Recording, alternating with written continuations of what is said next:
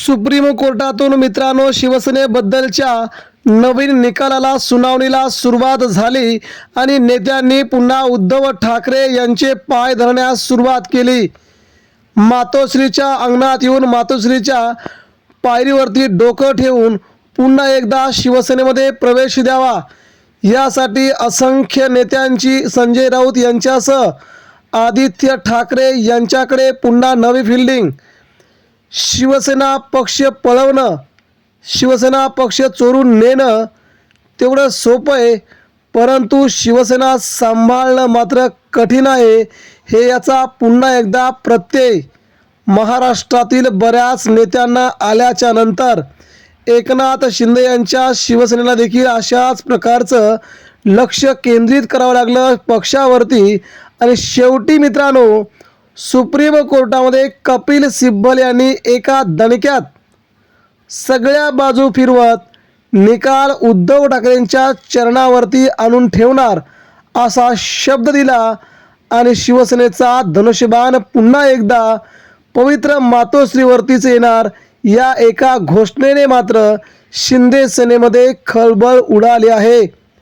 उद्धव ठाकरेंनी साथ देवो अथवा न साथ देवो तर देखील आम्ही उद्धव ठाकरेंना प्रतिसाद देऊन ठाकरेंच्या शिवसेनेकडे आम्ही यायला कोणत्याही क्षणी तयार आहोत आणि आताच्या घडीला ठाकरेंना हरवणं कुणालाही शक्य नसल्याचं या नेत्यांनी आपल्या प्रतिज्ञापत्रात मान्य केलंय। गेल्या कित्येक वर्षापासून ठाकरेंना संपवण्याचा कार्यक्रम भाजप नेत्यांनी एकनाथ शिंदेंनी चालू ठेवला, मात्र ठाकरे तेवढेच सगळ्यांना पुरून उरलेत। हीच ठाकरेंची खरी ताकद होती, ठाकरेंचा जज्बा होता, ठाकरेंसोबत असलेल्या सामान्य शिवसैनिकांचा तो नवा रुबाब होता।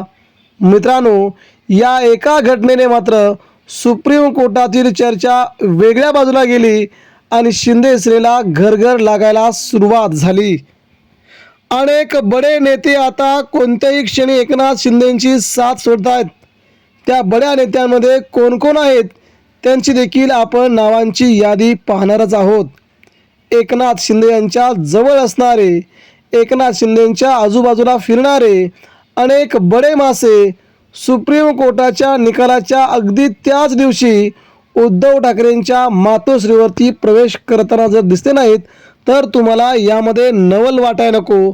अशा प्रकारचा ठाकरेंचा इतिहास गेल्या काही दिवसांपासून आपण पाहिला आहे, परंतु सध्या मात्र मित्रांनो उद्धव ठाकरे यांनी मात्र एकनाथ शिंदेंच्या शिवसेनेला भाजपला चारी मुंड्या चित केलंय, ही मात्र बातमी कुणीही नाकारू शकत नाही। दुसरीकडे जर पाहायला गेलं तर कोणकोणते नेते मित्रांनो सध्या अतिशय मोठ्या प्रचंड अस्वस्थतेमध्ये आहेत।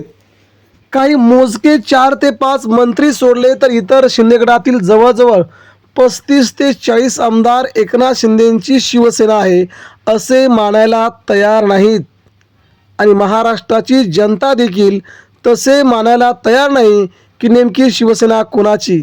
त्यांच्याही तोंडातून ज्या वेळेस शिवसेना नाव येतं त्यावेळेस ठाकरे नाव आपोआप आपल्या तोंडासमोर यायला हवं, कारण की शिवसेना फक्त ठाकरेंची आहे असंच शिंदे गटातील सध्या विद्यमान आमदार या सगळ्या मोठ्या राजकीय षडयंत्रानंतर म्हणू लागले आहेत।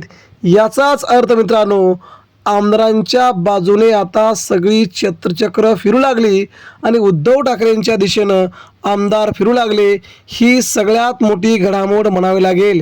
यामुळे आगामी देशाच्या राजकारणामध्ये मित्रांनो ठाकरेंनी कठोर पाऊल उचलली तर शिंदे सेना कुठेही दिसणार नाही। शिंदे सेनेकडून पक्षचिन्ह, धनुष्यबाण चिन्ह, पक्षाचं नाव उद्धव ठाकरेंना अवघ्या काही दिवसात बहाल केलं जाईल असं कपिल सिब्बल यांनी जोरदार युक्तिवाद केला आहे। यात सध्या सोशल मीडियावरती जोरदार चर्चा रंगल्या आहेत।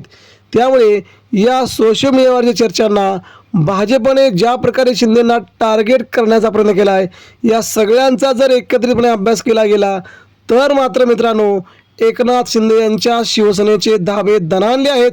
आगामी काळात त्यांची शिवसेना उद्धव ठाकरेंच्या हातात आली, धनुष्यबाण चिन्ह उद्धव ठाकरेंकडे आला तर मात्र तुम्हाला कुणालाही नवल वाटायला नको, अशा प्रकारे ठाकरेंनी आपल्या नव्या शिवसेनेचा नवीन इंतजाम करून ठेवला आहे.